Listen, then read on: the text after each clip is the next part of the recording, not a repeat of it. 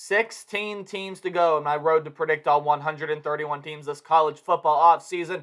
We're moving on to the Kent State Golden Flashes, the team that made the conference championship game last year, but came up just short of a conference title. Didn't end up making a bowl game there as well. And over the past couple seasons, this has been a pretty solid Kent State team, and a Kent State team that has been right up there in terms of competing for a conference championship game. Now, the expectation has not changed with this Kent State program. However, a couple things will change for this program this year.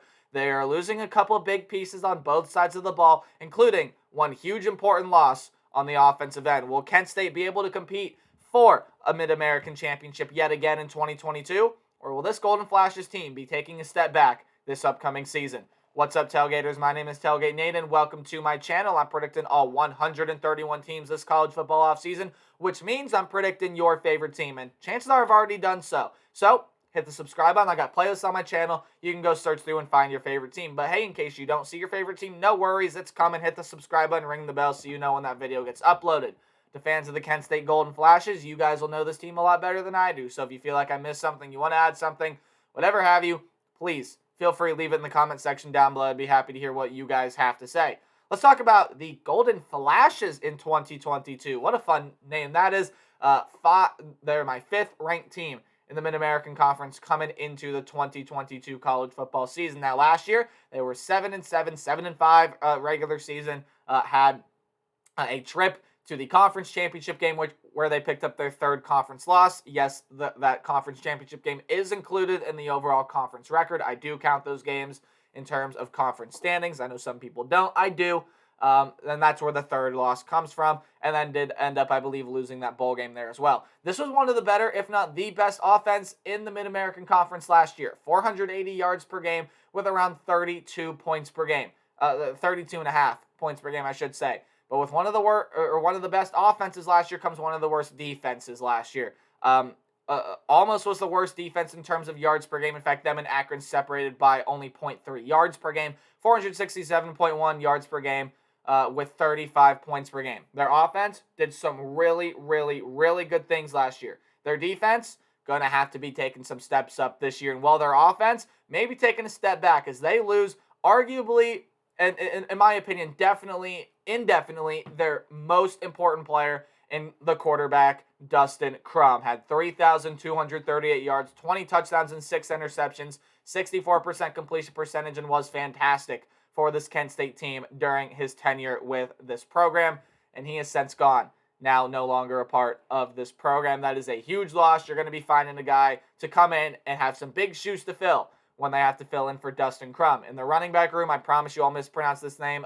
Yochim Bangda is leaving, had 135 yards and a touchdown last year on 19 carries. In the wide receiver room, well, a couple key pieces are gone there as well. Your 2nd and 3rd leading receivers, respectively, with Keyshawn Abrams, 680 yards, 3 touchdowns, and Nykeem Johnson, who had 626 yards and 3 touchdowns as well last year. Tight end Aaron Hackett, another name that leaves this team. And a couple big losses on the defensive end here as well. I mean, Jabbar Price has gone off the defensive line. That's 15 tackles lost from last year. But a couple really key pieces at linebacker. Starting off with Brandon Coleman, 29 tackles, 3 sacks from last year. But the 2 biggest losses by far on the linebacking side are A.J. Mussolino, who had 92 tackles, 3 sacks last year for this team, and Mandela Lawrence Burke, 85 tackles, 5 passes defended, had a pick as well. And both of those latter 2 guys were top 5 tacklers for this team last year. Elvis Hines is a name that leaves, as well as Keith Sherrill. Could be your 2 best defensive backs from last season. Sherrill had 3 passes defended, 3 interceptions, 65 tackles. Hines, 63 tackles, 10 passes defended, also had 3 picks. You are losing a lot of key guys on the defensive side of the football. So a couple guys are going to have to step up. A couple depth pieces from last year are now going to be forced, or not necessarily forced, but thrown into a starting role. When you take a look at talent that is coming back, well, that quarterback next year figures to be Colin Schley. Did throw 23 passes last year and completed 16 of them. So in a limited sample size, had 187 yards, a 69, almost 70% completion percentage. Did have a touchdown throw last year. Now, his long was only 21 yards. And he's going to be playing behind an offensive line that may need some improvement. Dustin Crum was sacked 38 times last year. So may need some work there on the offensive line, but Colin Schley, I think, has what it takes to put this Kent State program back into a conference championship game, and he has the skill corps to do it as well. Marquez Cooper had 1,205 yards and 11 touchdowns out of the running back position, and Xavier Williams had 812 yards and 3 touchdowns there as well. So you return 2 really good running backs, as well as Brian Bradford is coming back there as well. Is pretty good in both the run and pass game. Well, only had 1 catch and it went for -5 yards last year, but I think can be impactful as a receiver as well. In the wide receiver room, well, Dante Cephas returns. He was a 1,000-yard receiver. In fact, was a 1,200-yard receiver, more specifically, 1,240 yards, 9 touchdowns last year. You get him coming back. Otherwise, some other pretty important guys coming back for this team. Jashawn Polk coming back, Devontae Walker, Luke Florea coming back as well as the tight end next year. Probably going to end up being Chris Leach coming back as well. So along with Dante Cephas, Marquez Cooper, Xavier Williams, this is a pretty good skill core that Colin Schlee is going to be playing with. I think the offensive line could use some work, though. Defensively, well, Zayn West, CJ West, and Aiden Huntington are a couple names you're going to see there on the defensive line. Huntington fought 3 sacks last year. CJ West, more specifically, had 5 sacks last year. So some good production coming back for them there. At linebacker, you have Marvin Pierre and Montre Miller. A couple names you'll see there. Montre Miller, a linebacker defensive back kind of combination, can play corner most of the time there as well. So probably should be listed as a defensive back here. And then defensive backs in Dean Clark, Nico Bolden, CJ Holmes. Dean Clark had 116 tackles last year, so great to have that production back. And then Montre Miller, he should be listed as a defensive back here.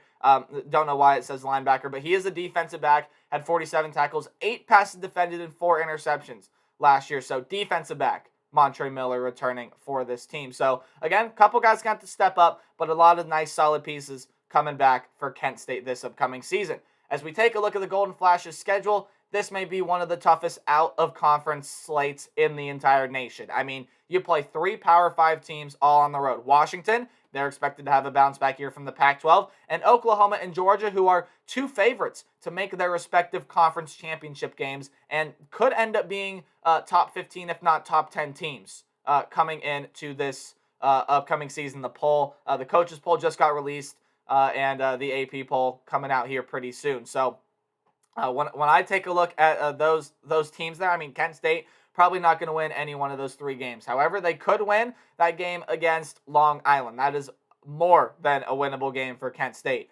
In conference play, you have home games against Ohio, Akron, Ball State, and Eastern Michigan. Games on the road against Miami, Ohio, Toledo, Bowling Green, and Buffalo to cap off the season. So kind of diving in a little bit more to the schedule. Again, this is one of the tougher non-conference slates in the nation. I mean, 3 Power 5 teams, and then 1 FCS team, which you should get the win there. But I mean, I really do not like Kent State's chances to win any one of those 3 Power 5 games. I mean, probably the most winnable game there is on the road at Washington. They're coming off a down year. They're expecting some sort of bounce back this year, and maybe they don't quite get that this year.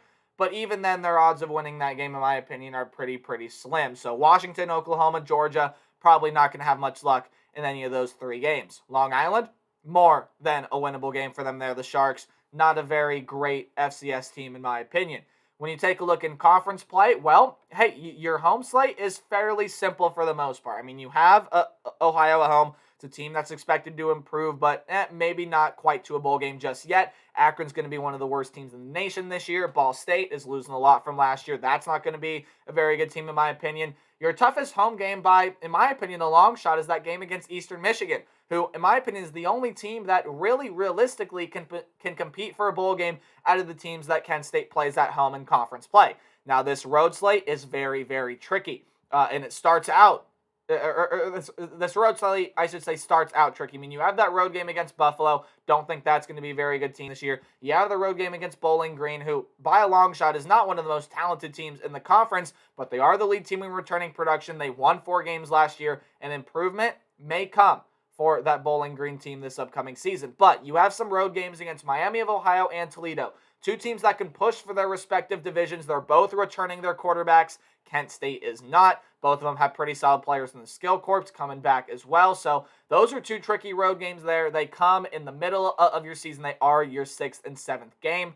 So they are your two middle games here on the schedule, back-to-back road games. Very well, Kent State could end up dropping both of them. But the rest of the games here on the schedule are winnable for Kent State. Very, very winnable. Again, like I said, aside the games in non-conference play. Now, I don't do game-by-game predictions. I do a more percentage-based Alec Tell Me predict the team's records. So if the game's in red, I just don't see you winning the game. The 3 non-conference games against Power 5 opponents, I don't think Kent State is coming away with a dub in any one of those. Orange, well, you're probably still not going to win the game, but hey, it is college football and upsets can happen. Yellow, your 50-50 high upset potential games. Games in yellow-green are games that you should win, but you got to watch out for the team on the other side of the ball. In games in green, I do have you winning. So Long Island, they should be able to win there. So starting off 1-3, it's going to look like a rough start for Kent State, but considering on who they played throughout those first 3 games, we'll have to see how Kent State looks and how they play in those games. I mean, they'll probably get blown out by Georgia, probably get blown out by Oklahoma. Maybe they can make the Washington game closer than expected, but I'm still expecting a pretty big loss there in that one. So I would look for maybe that game against Ohio there in Week 5 to really start to gauge how this Kent State team is going to look and play. Again, that Long Island game should win that. They're probably not going to win any other non-conference game. That Ohio game should be a win there for Kent State. I think Ohio can make it closer. They're dealing with a couple losses there on that team, though. And again, Colin Schlee is going to be well tested by this point. He's going to face 3, much better defenses than anything he's going to face in the Mid-American Conference with Washington, Oklahoma, and Georgia. Oklahoma's got some defensive problems, but that aside, it's still a Power 5 defense. Then you are thrust right into the 2 road games. On the road at Miami, on the road at Toledo.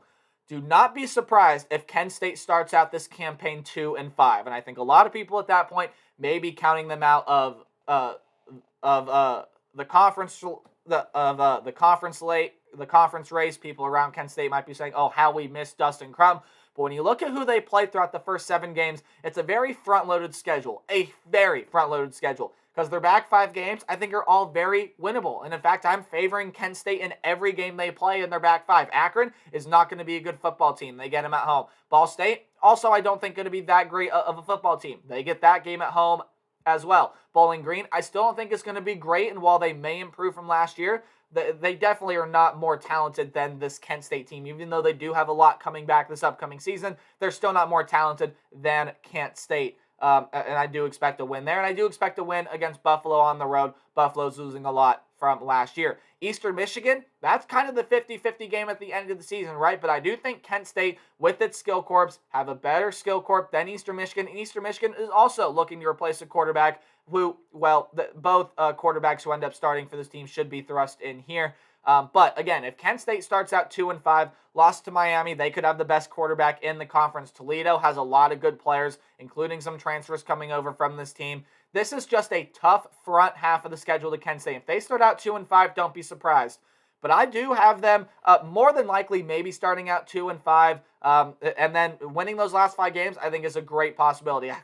I got Kent State at 7-5. I can't see better than 8-4. I do think Colin Schlee is going to have his struggles, and I do think they'll lose a game in conference play along with at least a game in conference play along with those 3 games in non-conference play. Just can't see them doing better than 8-4 with how their schedule plays out. But I think if Colin Schlee can come and fit in, that offensive line can make some improvements, and the skill corp can be as good as last year. Kent State can be well on their way to a Mid-American title game yet again. That's my prediction for the Golden Flashes. Let me know what you guys think in the comment section down below. And be sure to like, comment, subscribe. It helps support the channel. Remember to play hard, but tailgate hard. I'll see all you guys in the next video. Goodbye.